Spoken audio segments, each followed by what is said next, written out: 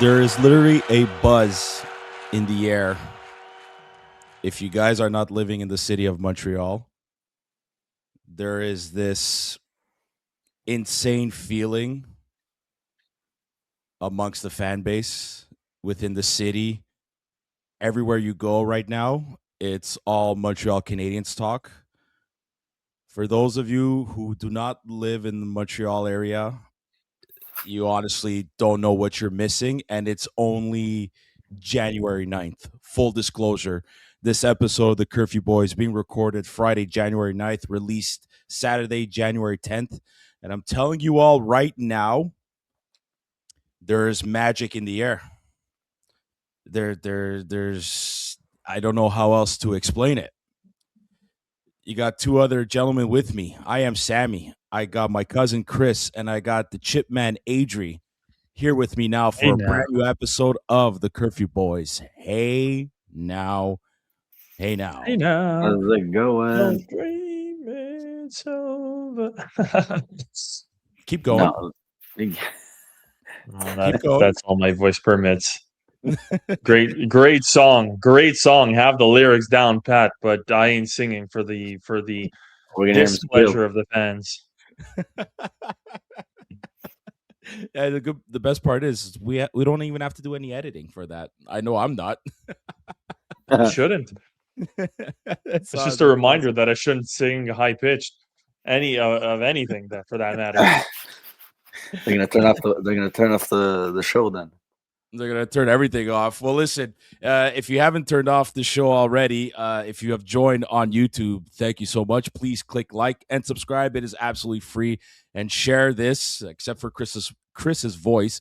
Share this all over with your Habs fans, friends, near and far. Episodes available on audio platforms, Spotify, Apple Podcasts, and Google Podcasts. The Curfew Boys. You can follow us on social media platforms, Instagram, TikTok, and Twitter, also known as X.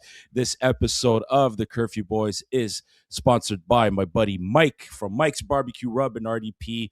Creates his own spices for anything that can be thrown on the barbecue: chicken, vegetables, fish, meat, anything you can put on the grill. You definitely need to try Mike's Barbecue Rub. He uses those same spices to season his kettle cooked chips, which are absolutely amazing. He ships anywhere and everywhere in Canada. Give my boy Mike some love on Instagram and TikTok. Visit his website, www.mikesbarbecuerub.com, for more information. And unlike Chris's voice, folks, don't forget to rub your meat. This episode is also sponsored by... How does that relate to one another? Like, I have no idea. In my singing voice? I have no idea. I'm just saying one does not go with the other. This episode is also sponsored by Habs Cave, our boy Sue Neal, who we met at last night's game against the Florida Panthers, or rather, I should say Thursday night's game against the Florida Panthers. Great content regarding Montreal Canadiens memorabilia from top to bottom in his basement. It is literally Habs fans' dream to have a man cave like the Habs Cave. Not only that, he's just an awesome human being. He's a great person, a great member of the Montreal Canadiens community. Give our boy Sunil some love. Habs Cave on Instagram and TikTok. Gentlemen, we witnessed something pretty amazing Thursday night. You witnessed a lot. I got fortunate, but I mean, listen, I was fortunate enough to go for the first time in my life, back-to-back games in 24 hours. I was at the game Wednesday against the Calgary Flames, and then the five of us, the entire Curfew Boys staff, minus Joy, who was still there within spirit, I guess, or via FaceTime from South Korea. We were all there Thursday night against the Florida Panthers, and in all honesty, it was probably one of the best nights of my life regarding what we do and how long we've been doing this podcast. And it was just an amazing experience to be with the boys, an amazing experience to be in the Bell Center amongst that crowd, and an amazing experience to witnessing that performance by the team. But none other than Alexandre Texier, Texie. Everybody's calling him that. Gets his first career hat trick versus the Panthers. And guys, who would have thought? Who would have thought? Serious question. Who would have thought? Kent. Okay. Oh, mic drop. Well, there we go. Okay. Adri, thanks for tuning in. Okay. On that point, and then Chris, you get to say your thoughts here. But does Kent Hughes not look like a freaking genius at this point? Yes, bringing in Texier for however much he's making, however little he's making. For all that this man is doing, I swear to God, if the statue blueprints of Kent Hughes and Jeff Gorton are not in the works, then there's a problem. If there's not a designer here in Montreal who does design statues, who's not already starting to figure out how they're going to put their faces into a similar material that the 4 legend statues outside the Bell Center. If there's nobody who's working on that right now, get started. Get a head start. The project is coming. It's a question of time. But look at it, man. Everything that Kent Hughes, or nearly everything that Kent Hughes and Jeff Gorton are touching, is turning to gold. I'm not going to complain about it. I mean, let's reap the benefits as long as we can as fans. But I think I heard it. I had heard it earlier today. This has all been done in about 4 years. When we started the podcast, and we're just about to celebrate the 5-year anniversary. But when we started the podcasts all those years ago, what was going on? Obviously, we went to the finals the first year. We were blessed with an incredible year in what was a very crazy time in this world. The Montreal Canadiens really, brought the city back to life after that period that we all stayed home. Not even going to get into that. But since then, the Montreal Canadiens and the fan base, all of us together, we've witnessed some pretty bad teams, to say the least, and not to laugh or make fun of any players. It's just we were subpar in comparison to the elite teams of the league, and in that sense, now here's where I come back to Texier. Texier canceled his contract. He wanted to come to one team. We have gone from an absolute dumpster fire to within 4 years of Kent Hughes, or of let's give credit where credit is due. Jeff Molson going to get Jeff Gorton. Jeff Gorton going to get Kent Hughes.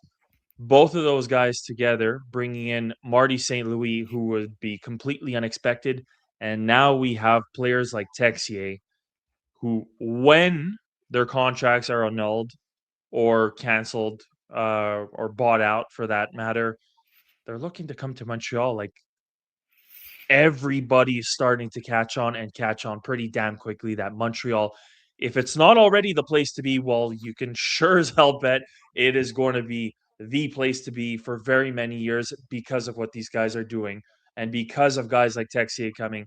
And there are more to come. Connor McDavid, just to let you know, we're undefeated against the Florida Panthers in the last 7 games. 7 games is more than what you need. So just putting that out there. Adri, I don't know if you want to add to that monologue over there.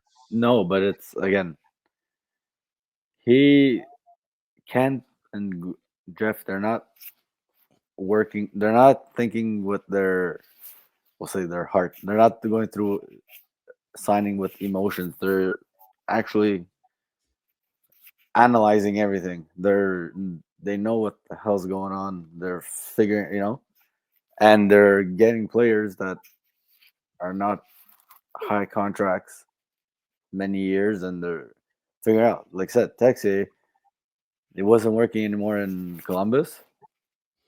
Yeah, and then St. Louis too. And he wanted out of Columbus, and basically he went on to. They basically put him on waivers to terminate, and then he literally said, "I want to come to Montreal, and he basically took whatever Ken gave him as a salary, and you can see what he's doing, and he wants to be here, and So he gets to play. here's something interesting. I think people forget that Marty was part of, I think, a coaching staff with Columbus after his playing days were over. I don't remember. I don't know for a fact, but he was involved with the Columbus Blue Jackets at one point, and he remembers seeing Alexandre Texier like coming up, like playing in the minors and all that. So I think Marty knew a little bit of the skill set that Texier had, and everybody saw when he was in Columbus his shootout skills and his shootout moves there, the one hand poke. So everybody knew, like, oh my god, this guy definitely has some kind of talent, right? It obviously didn't work out in Columbus. It obviously didn't work out in St. Louis, but it's just showing that Kent Hughes, fantastic. I think somewhere down the line we got to give credit to the pro scouts and whoever is going around the league and being like, you know what, this guy's going to probably be good for our team. This guy's probably good for our team.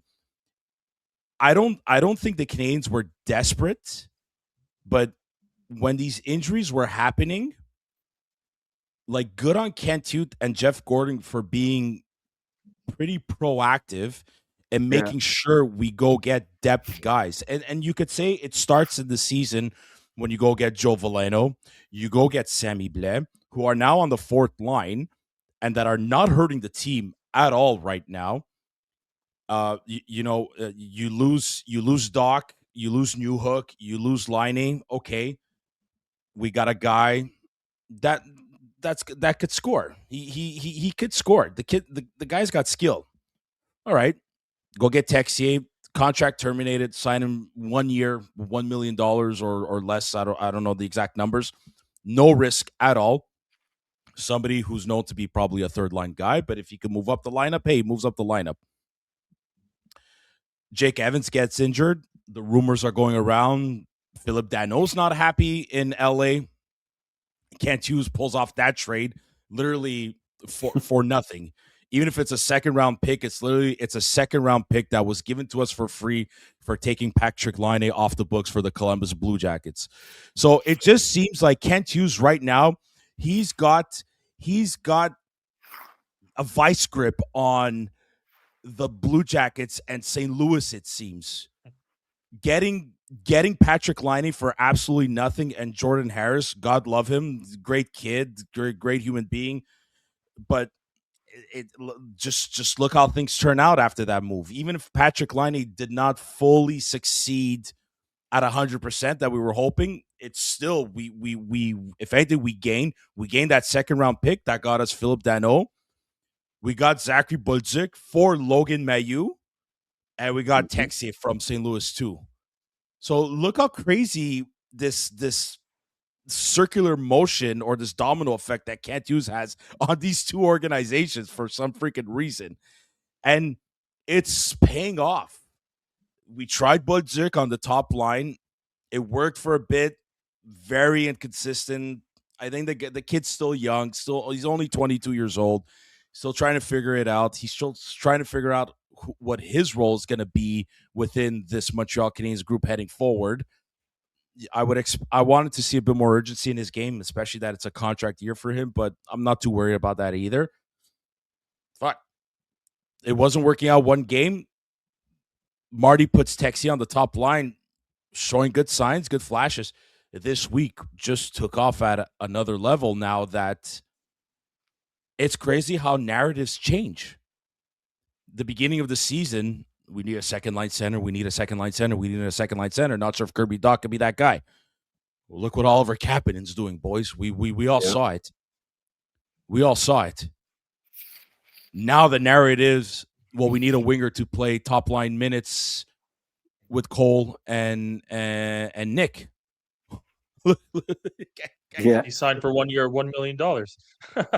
He's got 6 points. He's got 6 points in 2 games. The game Wednesday, 2 goals, 1 assist, and then Thursday night the hat trick. Yeah. What is this? This is an honest question and something I keep asking myself and keep wondering, and I hope to God the answer is yes. But I keep wondering if Texier could sustain that level of performance long term, even after. I think it's going to stay at least for the month. You never know what could happen in 2-3 weeks.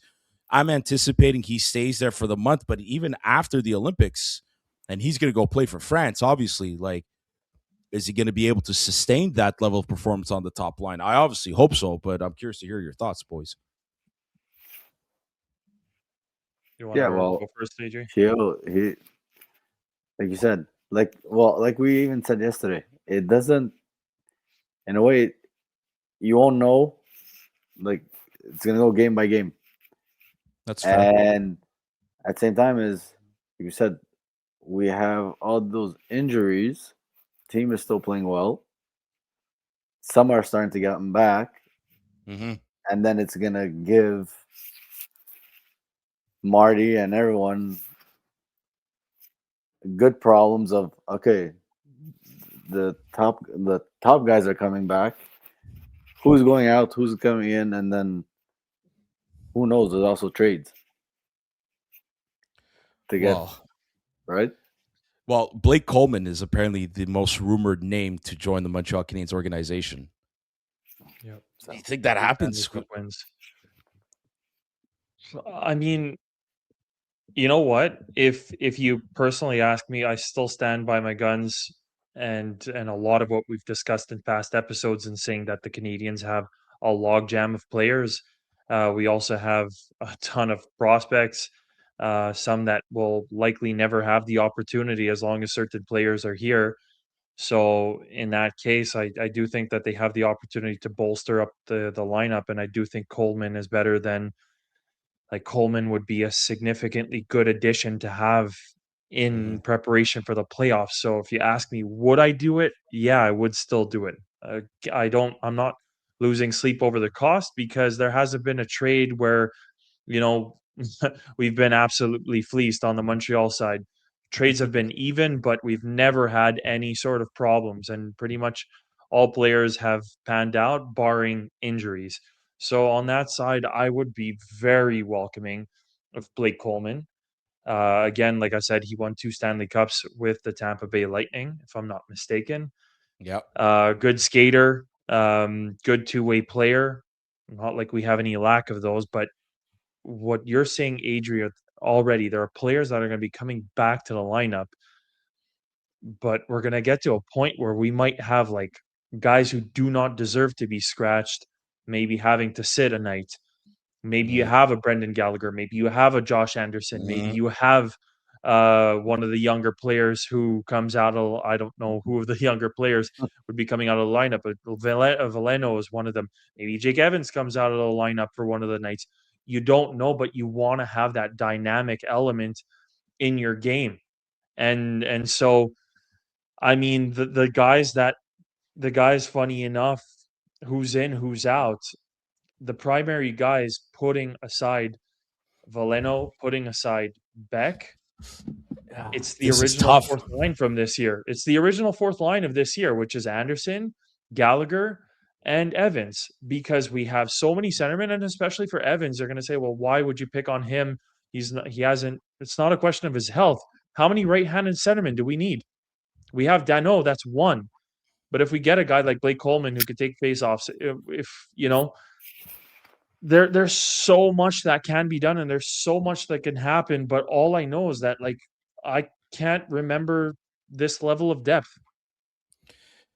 I don't know what you would have to give up for Blake Coleman, and I'm looking at Calgary's situation here. They're definitely going to go for a rebuild, and if Philip Danault goes for a second round pick, I'm thinking Coleman goes for a second round and a prospect, maybe a second round or a prospect or a young established player, maybe.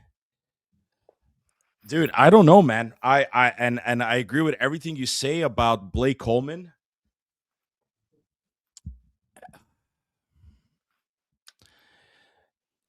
He would, yeah, he would. No, because I'm thinking of a player, and God forgive me, I love him to death, but he's been underwhelming this year, at least um, on the score sheet.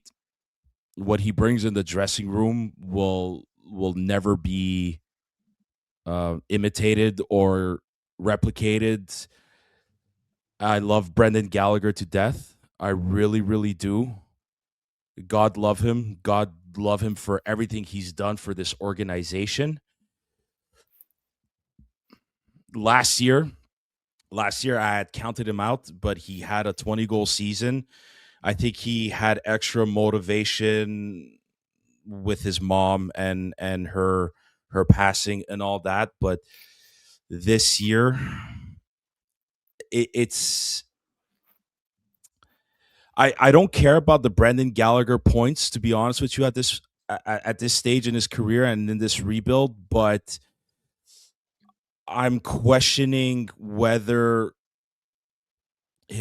I'm questioning whether his time is coming to an end simply because of where this team needs to go at that next stage. Now, granted, the two of them have a year left on their contract, both Gallagher and Coleman. I'm not suggesting trade Brendan Gallagher for Blake Coleman. I'm really not. But the more I see the progression of let's go with that kids line, the Slavkovsky, Kapanen, Demidov line. The more you see just Suzuki and Caulfield, they're able to carry this team in more ways than one. Besides sniping goals, like that Caulfield goal against Calgary, where he took a Texier pass in midair. That puck was going higher than Caulfield's head. I'm obviously exaggerating, but the way Caulfield batted it down, got the puck flat on the ice, and was able to roof that over Dustin Wolf. I was at the game with my dad, and he flipped the fuck out. My dad's jaw dropped to the ground, and we were sitting center ice in the Reds, mid-level, perfect view of everything from left to right. My father freaked out, and to the point where like he got up and started like punching the air and started fist bumping the air, like he was so happy.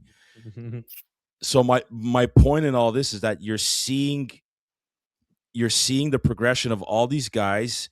You're seeing how some of these depth players are playing. And I'm hoping maybe Gallagher being reunited with Philippe Danault sparks something new. At first, it did. It really did. These last two games I've been watching him, like, it's not that he's playing the wrong way. It's just Is it like, is it fair? I don't want to place the words for you, but He's the tired. big thing with Gallagher is it seems as though he's chasing the game. yeah, Everybody else yes, is at yes, another speed, and yeah, he's yes. offside or he's late to join the play, and it's not his fault. Like father time I caught up to him a little well, I bit, think and so the too. injuries and everything, and again, you wish the man all the very best. But if you want to be an objective Habs fan, I think he should rank amongst the highest respected and most appreciated players on this team right now, regardless of contributions. But if you want to take the next step and we want to compete, even if he's a warrior, net battles and the occasional body check, unfortunately, is not gonna be the factor that's gonna bring them to the next level. If you want my honest to God opinion, I look at Owen Beck play, Mm-hmm. and Yeah, like Owen Beck is going to be the first guy that's gonna get scratched and the first guy sent down to Laval. And my yeah, humble opinion is he's faster, he hits harder, and he contributes more offensively and defensively Yeah. yeah. over Brendan Gallagher, but you That's can't. gonna be his But game. you Yeah. said it's. But you said it, Sammy. It's who Brendan Gallagher is in the room. That I don't ever want to get rid of that. I don't ever want to have to see that go. But again, when you ask the question, who is going to be one of the first to come out of the lineup? I don't know if the Montreal Canadiens are going to have the heart to take out the heart, Yeah, are it's partially the tough. heart of the It's team. tough. It's so tough So yeah, because I'm looking at there's only one player that's injured that might not play better than Gallagher, and that to me is Patrick Laine in the overall sense of the game. Yeah, Laine could snipe pucks from anywhere if he wants to, and Brendan Gallagher can't. But Brendan Gallagher is gonna bring it every night, whereas Laine, it Yeah. depends how he's feeling. Exactly, you're not sure. But Kirby Doc, is he not a bit? Does he not bring a little bit more than Brendan Gallagher at this point? Josh Anderson, does he not Yeah. bring a little bit more? Um, who else? Jake Evans, like you're not gonna not put him in the lineup. You know what I mean? So I Especially after taking we'll call it the family discount. well, there's that too. But like, let's be honest, he was before Dano came into the picture. He was one of our best centermen regarding faceoffs. You're not gonna get rid of that. Joe Valeno, guy skates, and go look at the replay of Texier's third goal. Joe Valeno what went the hell? Joe Valeno went God mode for some reason. Decided to toe drag one guy, fight off a guy another. Like I don't know. He did like 3 dekes in a span of 10 seconds. Gets a shot on net. Texier bats it out of the air like a famous tennis player. Man, did we go crazy? We went nuts. We went nuts. The building went nuts. And imagine, That was loud. and imagine everyone was thinking that he would get it on the empty net. Yeah, that's true.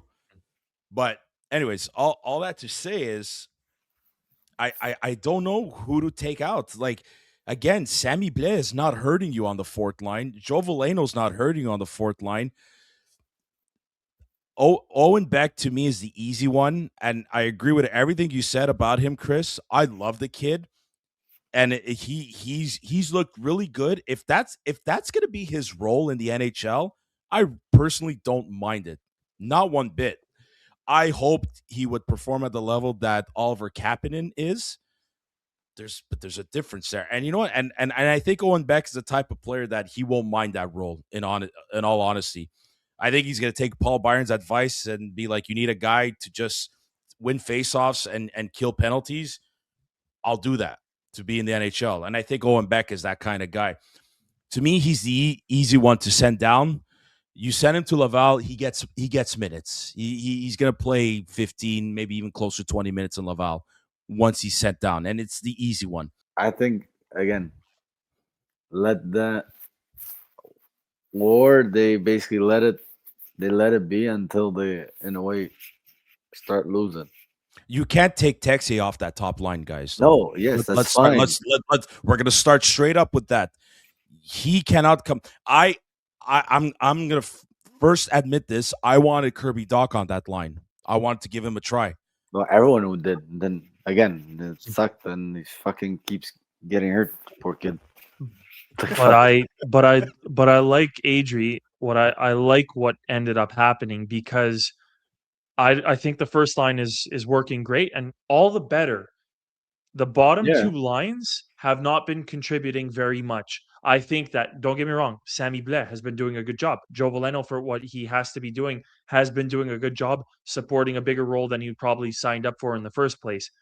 But now the third line, this is where we have a Philip Danault, we have a Zachary Bolduc, and we've had a lot of flip-flopping going on.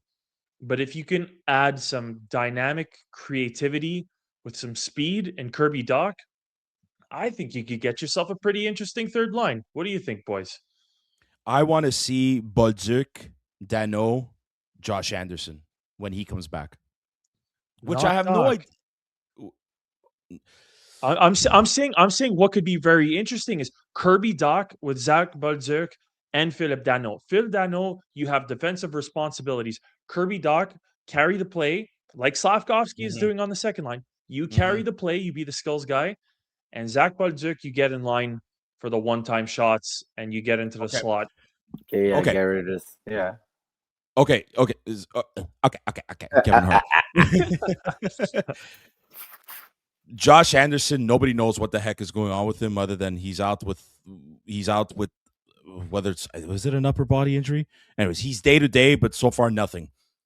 So for the sake of discussing what's to come in the very near future, Kirby Doc back in the lineup. Yes, third line with Dano and Bolduc. I do want to see that because I truly believe Dano is going to ease that pressure off of Kirby to be a 200-foot centerman, be defensively responsible. I think for me, it's funny. The best we've seen Kirby Doc since he's been a Montreal Canadian was when he was a winger. His first year, he was on the wing with Sean Monahan. And he had a veteran like Sean Monahan, you're going to look great. Even Joshua Roy looked great because of Sean Monahan. And he got his first NHL goal in his first NHL game because of Sean Monahan. That just goes to show the type of player that Monahan was for this team. But also, Doc looked good when he played with Suzuki and Caulfield. That's kind of why I was always aiming or hoping for that scenario to go down. But now with Texier playing, like you Marty cannot touch those top two lines, like you said, Chris, because it's absolutely working. Everything is working for that top six, and that's fantastic. To me, Yeah, but what if you replace? Well, no, who's on the second line? You got Cap, Kapanen, Demidov, Slavkovsky. And I don't Demidov. think you can touch that. No. Okay, You're gonna retract what you want to say. yeah, I was thinking Beck was on the second. Nah, never mind. No. You kind of have a rip off third line. The third line would be a rip off of the second line in that you got a big body carrying the puck, Slav, Doc.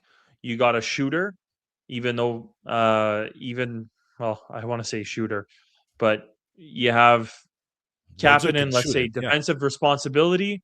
That's where you have the Dano comparison.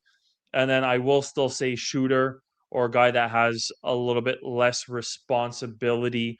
He's just got to be more maybe on the creative side, getting into shooting lanes and stuff like that. Well, that's Demidov. The only thing is Demidov still plays more of a playmaking role as compared to Zach Bolduc, but that's what I'm saying. It would seem to be kind of a rip off of the second line. And I think it's something that would actually work out well. And then that's where we get to the log jam. That's where like people naturally get pushed down, and you have to fit somehow. We haven't even brought up one name. Where the hell is Alex Newhook in all this when he's healthy? Yeah, but Newhook's coming. There. Yeah, but it's a great question. But Newhook is coming back in March. Like the season's going to be almost done, and I think everything is going to. And in all honesty, if the Canadiens make the playoffs, so far there's a good chance they're going to make it. I don't even think I would want to see Newhook play a single game for when he's ready up until the playoffs. That's my personal opinion. Unless they clinch. Yeah, unless if they clinch and he's good to play a game or two, yeah, fine. Just to get him back into the game shape, yeah, fine. I could see that happening, but also, guys, I think a trade, unfortunately, is imminent. Well, that's I was just about to ask you. If let's say let's play along with what we just said. We keep the first and second line intact. You have on the third line, you have Bolduc, you have Dano, and you have Doc. You tell me what you're going to do with Evans, Gallagher, Anderson, Patrick Laine, Alex Newhook, Joe Veleno, and Sammy Blais, and Owen Beck. There are 8 guys. Okay, guys, your last 3 are gone. I'm on puckpedia.com as we speak, okay? Owen Beck is still there, Sammy Blais still there, Veleno, Bolduc, like the list is up to date. Okay, we got there's 13 is it 13 forwards? Hold on. 1, 2, 6, 7, 8, 9, 10, 11, 12, 13, 14, 15, 16, 17. We have 17 forwards. Okay. I'm going in with the assumption that Owen Beck is sent back down. So that's 16 forwards, 7 defensemen with goalie back.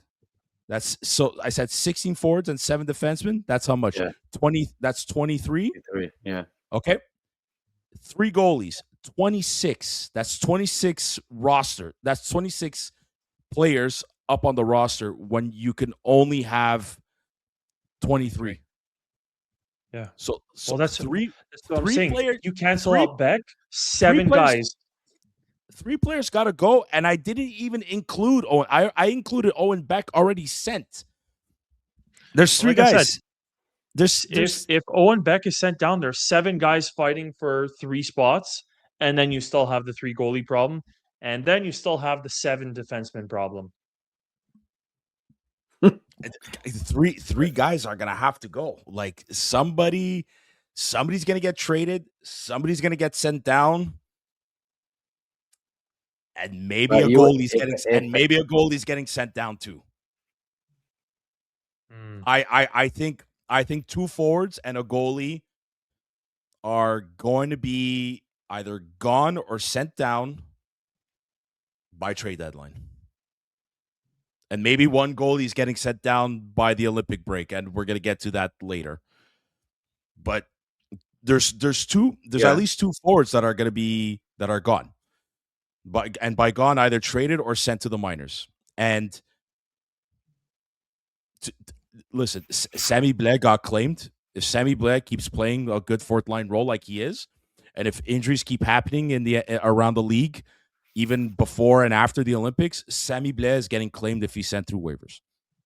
I think Joe Veleno is claimed if he's sent through waivers. And I think they know that too. So 1,000%. So they're gonna try trading them because those are the only 2. But there's another question to ask. But then you're gonna get more.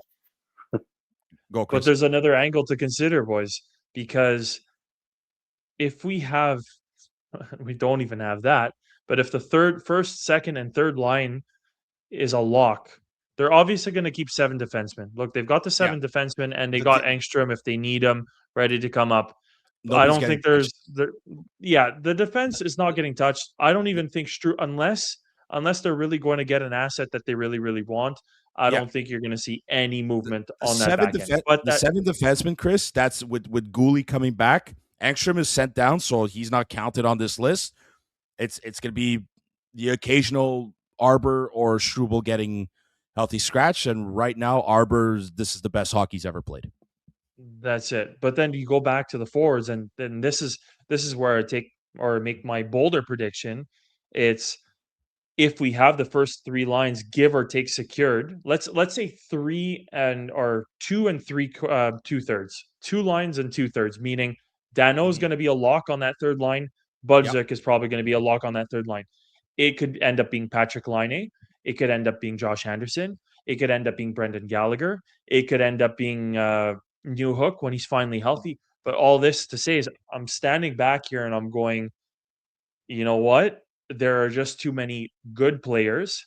And we're talking about sending down Veleno and Blais, which are the exact type of guys that you want to have waiting in the wings if ever somebody goes down, especially for a 4th line shutdown role, defensively responsible, checking line. You have to start asking yourself, is Kirby Dach going to be your 4th line checker? No. Is Alex Newhook going to be a 4th line checker? No. Is Jake Evans going to be a 4th line checker defensive? Yeah, I would say, he's there. But like and I just look at it this way, between Kirby Dach, Alex Newhook, and Patrick Laine, one of them doesn't, like, at least one of them doesn't fit. And I'm starting to think, and this is going to sound bad, and I'm not against the kid, but this is where you start to think that a guy like Kirby Dach could be some pretty damn serious trade bait. Same goes for even maybe a Jake Evans. How many right-handed centermen do we need? And I don't want to start this, I don't want to start rumors. I'm just saying, logically speaking, if we're looking at this, what do we have too much of? Well, we have too many skilled players. Are you going to ask Brendan Gallagher to be a fourth line checker? No, that's never been him, and he's not going to reinvent himself in the last Well, 40 games of the NHL season. well, he's been playing fourth lines up until Dano came and then the injury to Jake Evans. But Gallagher, he could bring that energy, but like for a brief moment, and then he's got to get off because he's burnt. The game's just too fast for him. So I don't know. You might be onto something with the Kirby Dach trade bait possibility, and I love the guy. I really, really do, and I've been rooting for him since he got here, and I'm continuing to root for him. If for some reason or another, he is dealt, I don't think I'll be surprised. It's a contract year. I'm not here saying I want Kirby Dach to get traded, but if they do trade him, I wouldn't be surprised. Guys, this is also another reason why I don't think Michael Hage will end the year as a Montreal Canadiens. There's too many guys. And Michael Hage is coming. He's coming. And I've said this since the Michael Hage draft. I've said this. There's a good chance they drafted him because of the skills he has. And I bet you at some level, management was thinking, if Kirby Dach doesn't work out, this kid might replace him. I'm going with a gut feeling here. I could be wrong. I've been wrong many times before, and I'll be wrong again. You look at the pipeline up front with Michael Hage and Zorovsky, who's playing with Kuznetsov suddenly. I think Evgeny Kuznetsov is a secret agent for the Canadiens in terms of bringing in the Russian prospects under his wing and help them develop and perform in the KHL. I'm just saying, I don't think it's a coincidence. He's with Demidov last year, basically gets his contract terminated by I forgot which team. Suddenly, Zorovsky's team is like, yeah, come play for us. Okay. Conspiracy theory time. Anyways. No, but the thing is also with Dach, he's going to be traded, but I don't know, everyone's going to be like, is he still going to get injured? Is a team willing to take a chance on him because of his injury issues? That's another fair question. I don't know. He's an RFA, so that is kind of his saving grace. But we'll see. He's on a contract year. Texier on a contract year. Veleno on a contract year. Bolduc, RFA contract year. Veleno too. Sammy Blais on a contract year. Patrick Laine on a contract year. This is going to be, when these guys come back, like, a lot of guys are not just fighting for position currently on the roster. They're fighting for future jobs and future contracts. But honestly, I think, so basically all their contracts end this year. Those guys that I mentioned, those contracts end. You have Veleno, you have Bolduc, and you have Kirby Dach that are restricted free agents. And then you have Blais and Patrick Laine that are unrestricted free agents. But all this discussion, guys, we still have another major question regarding the goaltenders, and I'll start with this one. But is the real Sam Montembeault back? It's 3 games now that he's played since he went to the minors for the conditioning stint. He's looking like himself again, his good self, might I add. He, like last year's Sam Montembeault. He's looking like last year's Sam Montembeault, not beginning of this season Sam Montembeault. Jacob Fowler, guys, against Calgary, like, guys, it's I don't care if it's the Calgary Flames, one of the worst teams in the league right now. It's still an NHL team. He's still a 21-year-old kid who's doesn't have more than 10 games NHL experience, and he did not look like a rookie.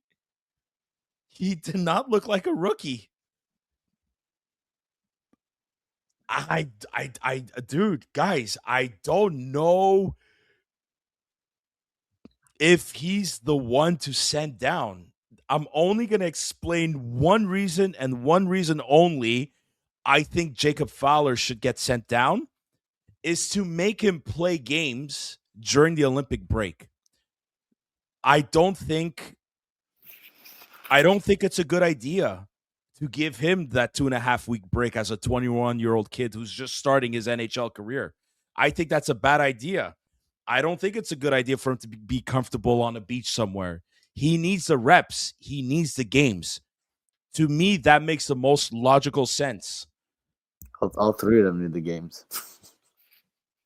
They don't need Okay, the but rest. okay, but so Yeah, if I know.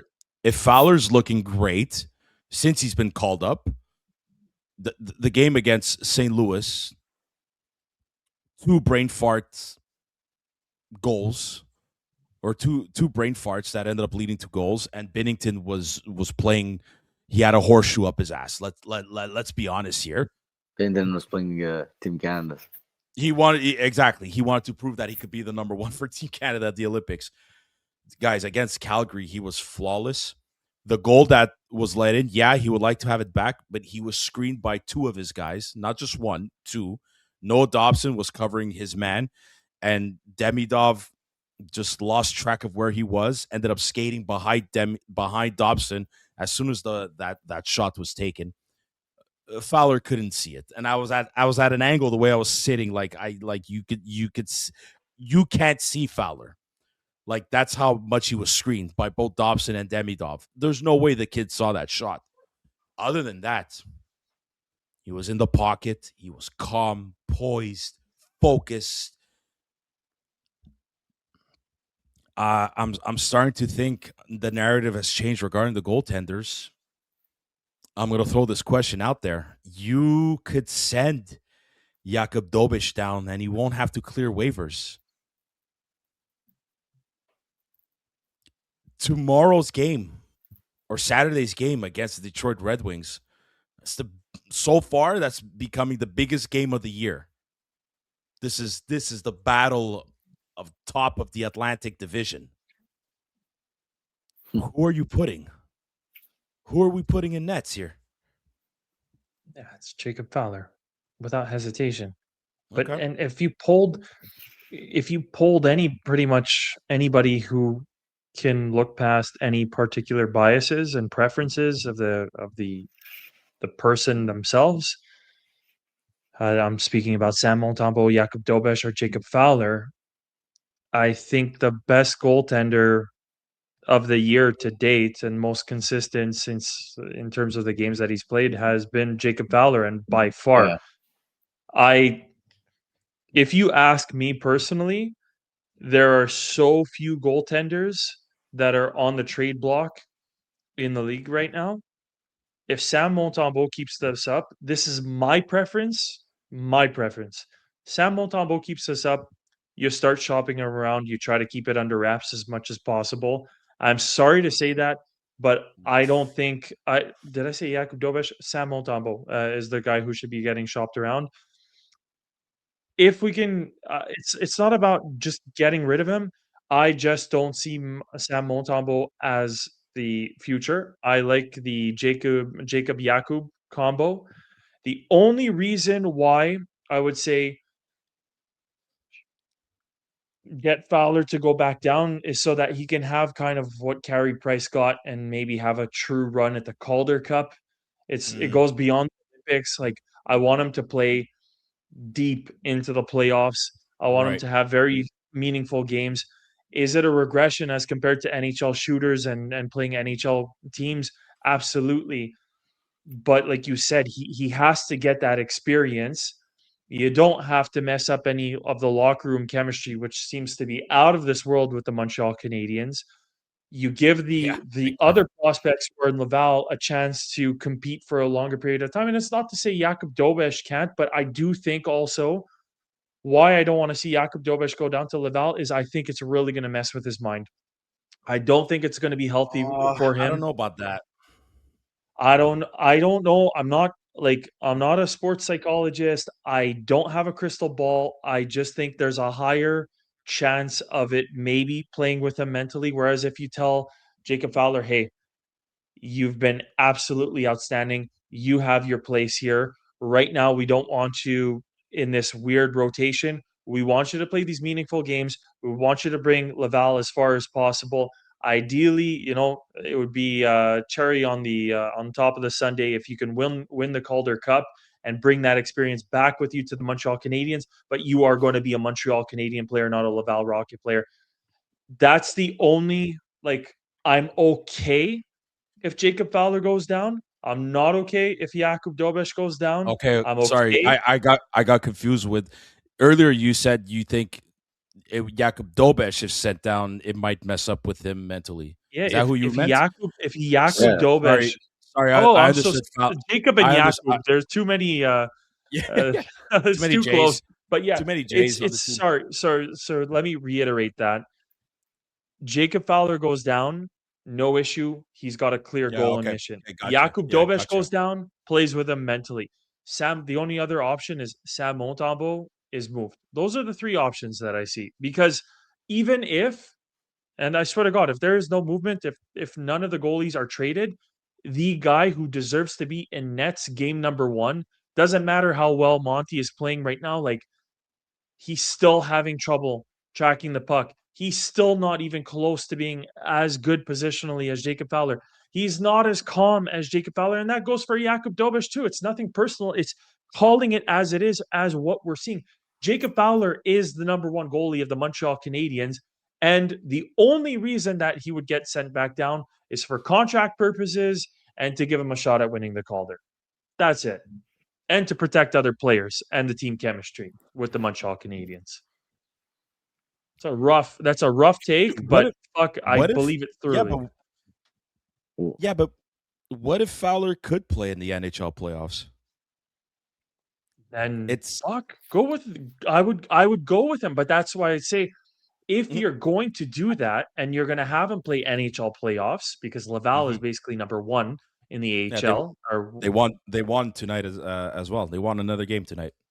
so, I mean, if they could do it with Kakinen, then okay. Mhm. If they really feel as though they can win in the playoffs with Kakinen, then hey, let him do his thing. Let him take them there. What I value is that our younger guys like Reinbacher, like Florian Jacki, like Adam Engstrom, those guys get to play very meaningful games, very deep Mhm. into the playoffs. If Kakinen Yeah. could do it, hey, Yeah. so be it. But it's just we cannot find ourselves for a prolonged period of time with this 3 goalie rotation bullshit here in Montreal. Okay, That's it. but Like Kent Hughes said. I'm done. I'm so done with it. I'm done with it. they're even them. They don't like it, but because everyone is playing well, they're okay. But Well, here's one thing. Yeah. Okay, let's say Fowler playoffs, but that means you're trading Monty because Monty's not gonna. Or No. Yak or well, I mean, No, I think they'd rather. Yeah, go. Monty's not gonna want to be backup. Well, I don't know, guys. I think we're underestimating how much this team has players and personnel that put team success first before themselves. And if you looked at all of those behind the scenes stuff, when Philippe Danault got his 400 point, with Texier being named a locker room player of the game twice in a row, if you looked at all of that footage and just seeing how tight knit this group is, I don't know, Adri. I think Sam Montembeault, for him, I think he'd rather have a contract as a backup than having to search for a hopeful starting role somewhere else at this point in his career and at his age. That's just my personal opinion. If you're Unless he's getting traded where he's but again, that trade's going to come down. Kent Hughes, Jeff Gordon, they're going to make that trade if it makes sense. They're not just going to trade Monty or Jakub Dobeš because they're there thinking, well, we have too many goalies, we got to get rid of one. type Yeah. of deal. They're One- not. They're one they're they're, thing's- they're not going to do that. But one thing's certain in that situation, if you're talking about trading either or Dobesh or Monty, the fact of the matter is Monty's trade value is going to be far superior to that of Dobesh. And there, you guys might say, well, no, Dobesh is no. It's just that Monty has a much larger amount of games played. Sorry, Yeah. to showcase what he's capable of doing. And I guarantee, if a team is going to be trading for a goalie before the playoffs, they're going to want to have a guy with more of a pedigree, which again, that falls to the advantage of Sam Montembeault. So if we're talking about what we can get into in return for a trade, Monty by far should be the clear cut winner as to who should be going the other way. And I think it would also be stupid to risk trading Dobesh without having seen him develop more and get more games under his belt and become more mature as a human being, as a young man. So that's and my don't forget, 2 cents. Monty and Dobesh have 1 year left. They got 1 year left after this season on their contract. You don't think both of them are going to be fighting it out, duking it out? Yeah. I do, but I think Monty, like Adri said it so well. Monty's no goalie plays to be the backup. No goalie plays to be the backup, and that's the way it should go down. But I think Monty has to come in, and he's got way more pressure on his shoulders to say, I have to play to be the starter. I have to be the starter of the Montreal Canadiens. Jakub Dobesh can say, I know my contract is up at the end of the season. I know I'm up against Monty, but I can afford to lose my job to Monty. My starting job to Monty. I can afford to lose my starting job to Jacob Fowler because I just have to be good enough to be a reliable backup. Whereas, is Sam Montembeault going to take another hometown discount? Is he gonna want to have a starting role? Is he gonna want to find himself behind Jacob Fowler, or give himself one last shot at being a starter somewhere in the NHL? That's why I say, like, the scale tips so far more towards Monty. That's my opinion. I'm gonna no problem. But here's where I'm gonna have to disagree with you, because I think this team, this organization develops such a culture, team first mentality, that I do think Monty would take a hometown discount to back up Jacob Fowler. And it could be at a point where, like, maybe this organization thinks Jacob Fowler, as good as he is, we're not going to do the same mistakes like they did in the past with Carey Price, make him play 60 games and all that. Yeah. It might be a point where both goaltenders are so good, we let them split the not it's because now there's going to be 46 games, right, in the next CBA instead of 42. It's 84 games. 84 games instead of 82. Okay, so they're not going to let them play. I don't think they're going to split down the middle 42 games each. Or 40, yeah. Sorry, I'm thinking current schedule, but even if it's exactly. like 50-30, 52-30, pretty much, or whichever. Who was Sam Montembeault's ally when he first came to the Montreal Canadiens? He learned everything from Jake Allen. Jake Allen, a good part of his career, was a backup. Like, yeah, he was a starter in St. Louis, but then Binnington came, and the rest is history. They ended up winning the cup. But Jake Allen is a perfect backup. You ask anybody that knows hockey and in the NHL, Jake Allen is the perfect pro as far as backup goaltenders are concerned. Yeah, like you said, Chris, these guys, they always want the mindset, I want to be number one, or I got to be ready for when the call comes my way to play like a number one, for sure. I think Monty learned something from that. We need to understand as fans that just watch the game, these players learn so much from past teammates, mentors, whatever you want to call it. Like, I truly believe Monty took something out of that. Add that in with the type of culture that this organization's instilling since day one, team first, crest first, ego aside. I don't know. It's possible. I don't know, Chris. I think Monty is able to, and I love Jakob Dobesh. I've been rooting for him since he's been with Ohio State. This is a tough decision management's going to have to figure out one day because they drafted Fowler to be their guy. But you got two other good guys. You got two other they're still good goalies. They're good people. This is tough, man. This is tough. And this circles back to, like you mentioned, Chris, we've never seen so much depth at all positions in this team. The forwards, the defensemen, now the goalies. Are you kidding me? Problem. It's an excellent problem. It's an excellent problem, guys. This is why Habs fans are excited. Enjoy the ride. Dude, if we could last 5 years enjoying this ride, I think at this point we deserve it. But guys, honest question, did you ever think we'd be atop of the division, the Atlantic Division?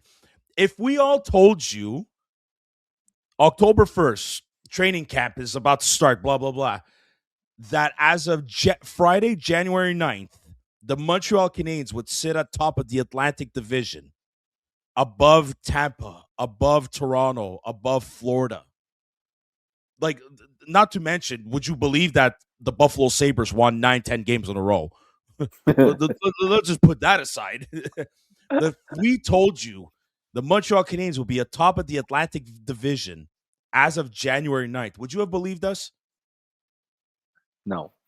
Top of the division, not quite. I did say before the season began, I did say that the Leafs were going to fall in the standings, Moneyball style. Yes. They had no way to replace Marner.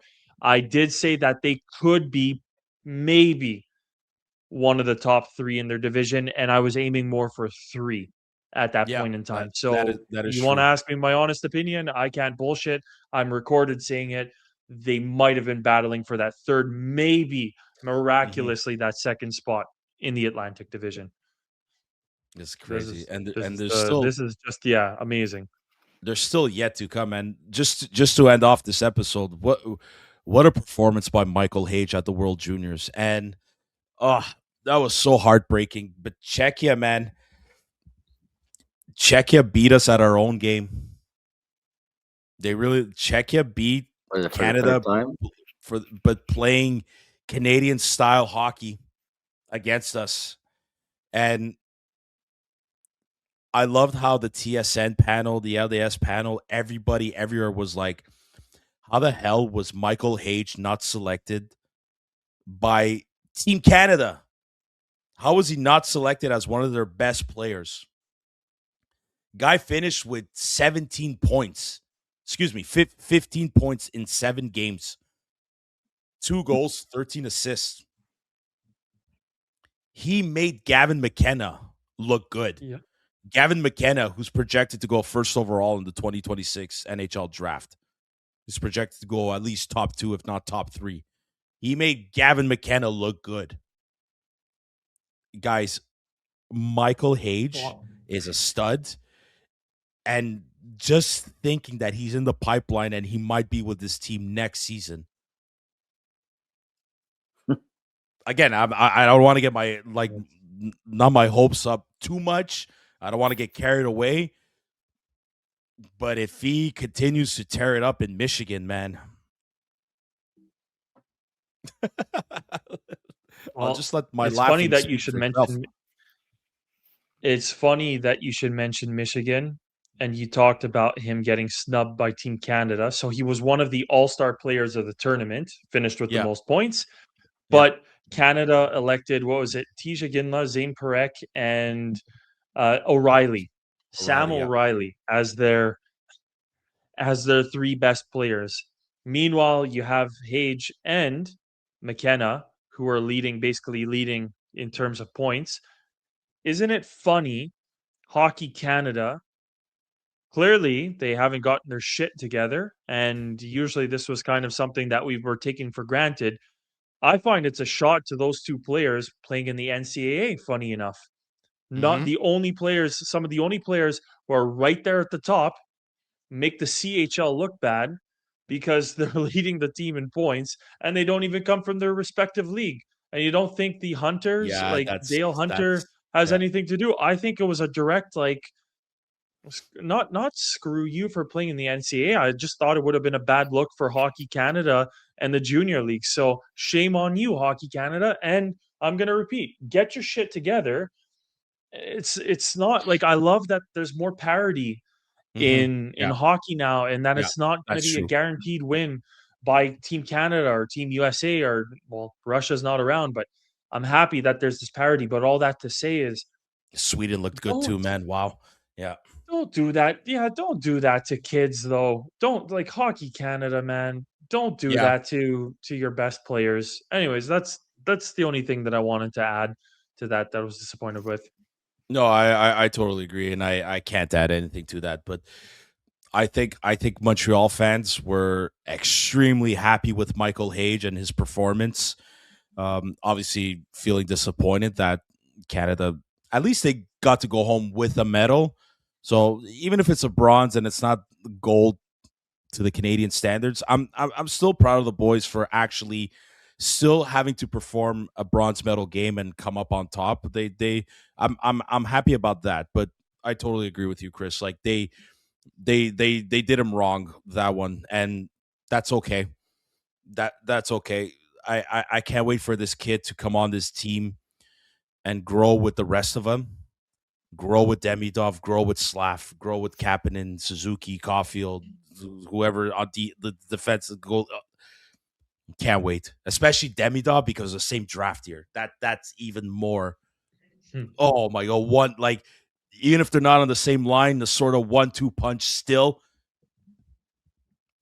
man. The league is taking notice even more now. Analysts are taking notice even more when Chris Johnson is saying, "Guys, Montreal Canadiens they're it." Nobody's like everybody's praising Colorado for the such a good team, but like after them, everybody's praising the Canadiens Yeah. right now. It's insane. Management did this properly since day one, and a couple of times we were impatient. A couple of times we were impatient with Marty. I get it; it's a passionate fan base, and like we want to see results sometimes a little bit too quickly, but the it's not even the final product yet. And look what we're seeing. Look what we're getting on the ice. I don't care if Florida were missing all of their best players. But I again, really don't. They still la, have to la, play. last year was also proof of, you know, we all said it. Yep. They were projected to maybe make the playoffs or, like, We want to be in the missing mix. by a couple, and then they did what they did. So that's why everyone is like, okay, With there's the injuries. the with the injuries, and there's a but like I said, there's a buzz in the air in Montreal. So the whole all the teams, everyone, other podcasts, other everybody is are now their eyes are on them, on us. So I'm so There you happy go. you say that, Adri, because we said it a number of times, like, oh, okay, it's coming, but, like, even the guys coming back home from the road trip, the road trip before the holidays, and then finally coming back to play against Calgary, like, the fans know, and Hmm. it's not some fugazi, it's a wazi, it's a woozy, it's not, it's actually a tangible sentiment. It's actually something that we see producing in front of our eyes. You can see the fans with the waves going on through the commercial breaks, and we were a That was part of it. insane. Sammy was a part of both of them. The Insane. fans know what's Insane, guys. coming. The players are starting to get, and the opposing players who are having to come in and witness this, like, it's beyond the shadow of a doubt now. It's not if, but it's when. Hmm. It's really, like, it's such an arrogant thing to say, but it really is getting to be, unless something changes, for me, it's not if, it's when.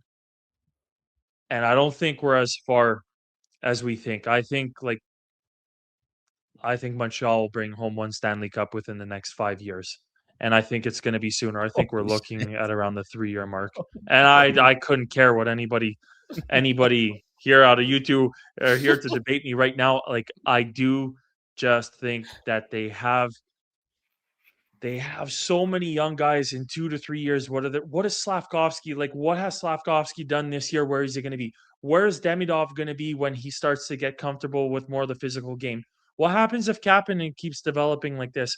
What happens if Caulfield can start potting 40 goals on the regular in a given season? What happens when Jacob Fowler is going to start to be even 3/4 as dominant as Carey Price? What's going to happen when the young, inexperienced defenseman, who's the oldest guy on defense for a little while there, of the young guys, was Arbor Jackeye? What happens when Caden Gooley really locks it in? What happens, what happens when Lane Hudson really, if he hasn't figured it out already, God knows what this kid is going to look like in 3 years. And that's why I'm saying, like, In 3 if years. they are already this good, it's not an if, it's a fucking when. Do you see the latest comparison of Hudson? Yeah, Cale Makar. Makar. Exact same free in his second season, exact same amount of points, even the same plus minus. Yeah, it's all identical. I don't think it's a coincidence. I'm just saying. I think we could end this episode on that note, but He's just that good. he's in a league of his own. Cale Makar is in a league of his own, and guess what?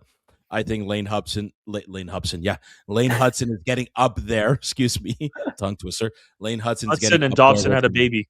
The Hobson. Hubson. What a shot by Dobson, by the way. Rocket. Now that game, what a goal by the point. But anyhow, I hope to see, you mentioned Caden Gooley. I hope he's in the lineup Saturday against Detroit. We're going to need him. The biggest game of the year, like everybody jokes it. But Saturday night, it's a big game, original six matchup, Montreal against Detroit, to really try to grab a hold of that top of the Atlantic position. This is all I got, boys. I don't know if you have any last words before we call it quits. Sounds No? good. Thumbs up. Thumbs up means we're good to go. Well, listen, thank you all for tuning in to this new episode of the Curfew Boys podcast. Again, if you're watching on YouTube, thank you so much. Please click like and subscribe.